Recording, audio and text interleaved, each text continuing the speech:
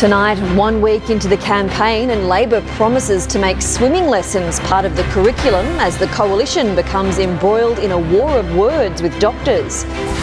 Dami Im does Australia proud, coming second at the Eurovision Song Contest.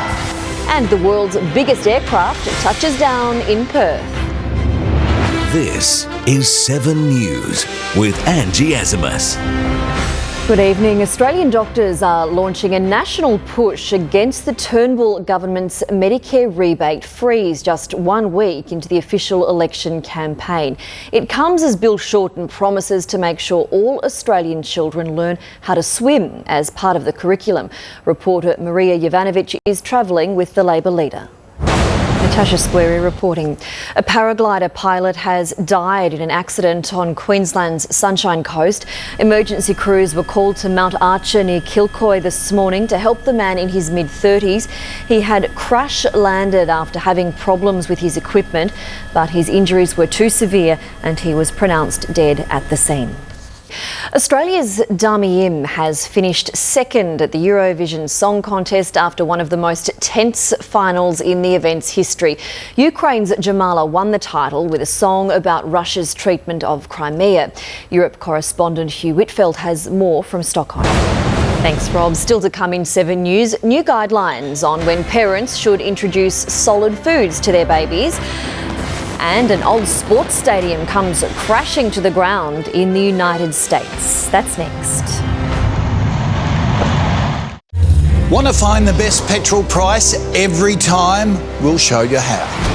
This week, Steven Spielberg talks to Sunrise about the story so special he had to bring it to life. We'll be talking to Ryan Gosling, George Clooney and Julia Roberts. Get the lowdown on the best new films. And tomorrow we'll take you live to the Queen's 90th birthday celebration. It's a massive week with $100,000 up for grabs on Sunrise. Medical experts are proposing new guidelines urging parents to start feeding solid food to their babies earlier. They say breastfeeding should also continue, but it shouldn't be relied upon to save children from life-threatening food allergies. Peter Fegan has the details. Peter, thank you. A pilot has been killed when his plane crashed while performing stunts at an air show in Atlanta. Shocking video has emerged of the moment the plane lost control, falling to the ground. Witnesses say the small plane appeared to be shaking before it came down.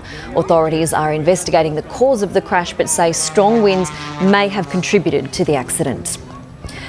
University football stadium in Texas has been brought tumbling to the ground in a spectacular controlled implosion.